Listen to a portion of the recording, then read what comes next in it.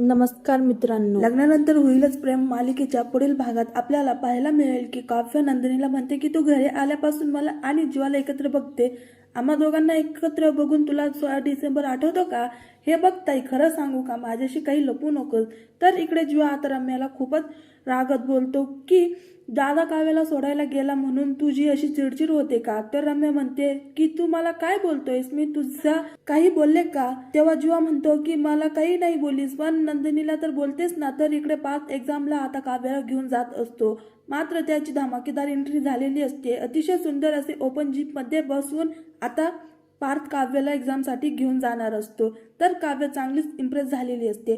काव्य म्हणते की अरे वा देशमुख, अगोदर तर तुम्ही मला सोडायला येणार नव्हतात आणि आता आलेत तर अशी धमाकेदार एंट्री. देशमुखाव मला एक्झाम सेंटर पर्यंत सोडावी अशी माफत अपेक्षा होती माझी, पण तुम्ही तर फारच मनावर घेतलंय. त्यावर पार्थ म्हणतो की का नाही घेणार, माझ्या एकुलत्या एका बायकोची एक्झाम आहे आणि हा प्रवास मला कायम लक्षात राहावा असा बनवायचा आहे.